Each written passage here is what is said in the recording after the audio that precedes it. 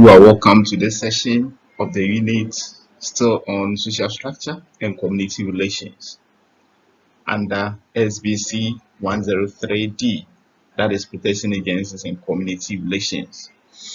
This session will discuss the problem of social cohesion and order in the society. I believe you have wondered how it is possible for us to go about our normal activities in orderly and cohesive manner. You will realize that the society is not often chaotic, but characterized by order and cohesion. In fact, anytime there is slightest chaos, members of the society work hard to return to its normal state. Come with me as we discuss the things that make the society hold together. By the end of this lesson, you should be able to explain the concept of social cohesion, understand how traditional societies and modern society are held together. Before we proceed, I will ask about the previous assignments that we did. Were they issues? Okay, so I'm grateful that you were able to do it and there were no issues or whatsoever. And I'm so grateful that we are making progress. So we zoom into today's discussion. Have you wondered what holds society together? This question borders about how social cohesion and social bonding happens in society and as a way to engage the minds of many social scientists. Many of them have attempted to explain by comparing pre-industrial societies with industrial societies. Scholars like Emile Durkheim is a French scholar, Fernand Tonis, and Tackles Parsons try to explain what holds societies together. And the first thing that they talked about is social cohesion. So before we try to understand what holds society together, let's understand social cohesion. Social cohesion is the degree to which members of the society feel united. So there is another keyword here, united, by shared values, and other social bonds. Shared values and other social bonds. So you see that Emile Durkheim called this social cohesion as existed in pre-industrial societies as mechanical societies or solidarity, and those in the industrial societies as organic solidarity. This was contained in his work known as The Division of Labor in Societies. Now let's turn to understand what he means by mechanical solidarity as against organic solidarity. So mechanical solidarity, to him, it is defined as a society that is characterized by traditional values. He further explains as the society that has consciousness within members, and the members share as a result of performing similar tasks. And they perform the same tasks, they begin to share common understanding that they are one people with a common destiny, so they tend to act together and cooperate with one another. In other words, it is solidarity that arises out of sameness. And I believe that you can tell me between the villages and then the cities, which one falls under the mechanical solidarity. Okay, there's no doubt that mechanical solidarity is a kind of solidarity that exists within rural areas. So a typical example, in many rural areas in Ghana, you find almost all the inhabitants having similar occupation.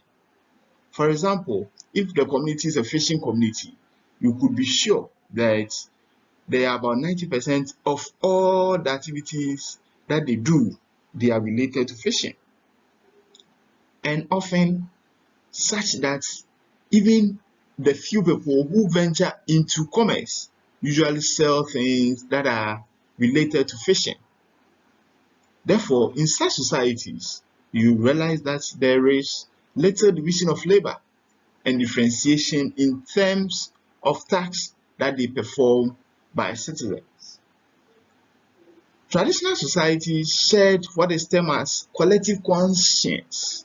So they believe that everything that they do it collectively. And that is what Emile Durkheim defined as mechanical solidarity. On the other hand, organic solidarity refers to a shared consciousness as a result of division of labor. In industrial societies, we have high division of labor, and everyone in the society performs specific but different roles that ensure that the society works efficiently. With time, we realize that our lives depend on roles that people are supposed to perform within the society. An acknowledgement of such a dependence on others make people in industrial society develop the consciousness that they need one another in order to succeed. And this is the solidarity that is based on differences rather than sameness. In other words, there is less self-dependence in such society, so they tend to depend more on others for their very survival. In other words, we call it each one for himself, God for us all. For this society, there is increased specialization and division of labor. In modern industrial societies, we need to depend on farmers for food, drivers for transportation, teachers to pass on societal values and knowledge, work in organization, and in order to earn a living. From this discussion, it is clear that what holds modern societies together is the interdependence that arises as a result of difference among people. This was exactly what Emile Durkheim referred to as organic solidarity. Now let's move on to Talcott Parsons, who lived between 1902 and 1979.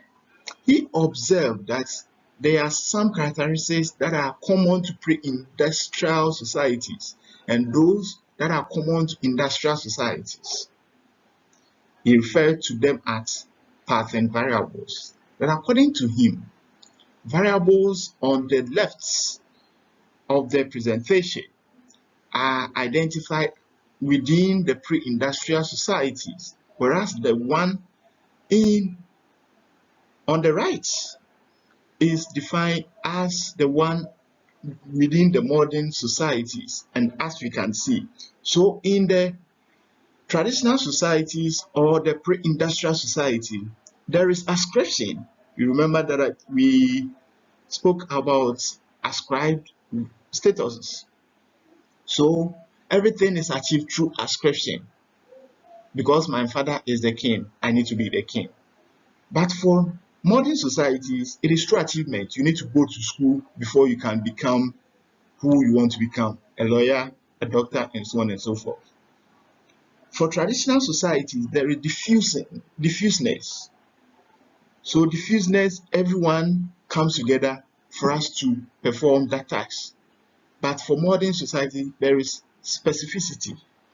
There is specific work or role given to someone.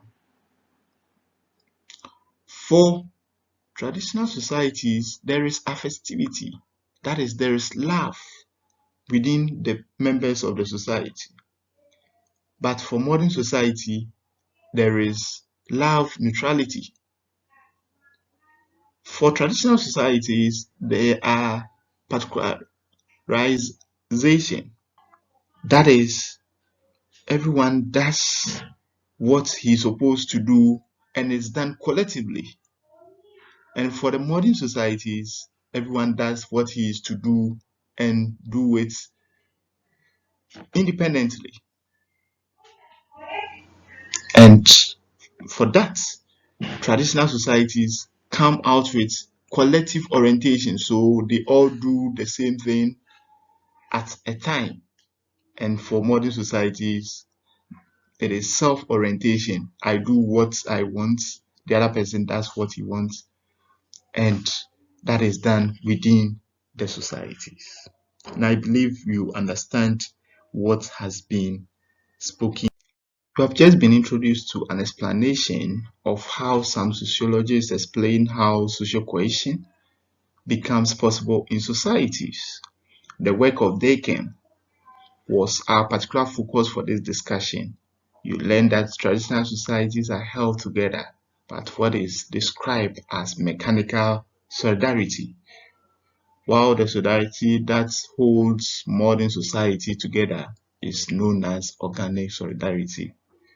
Come with me, let's move on to the next session. And before we discuss the next session, bye for now. Thank you.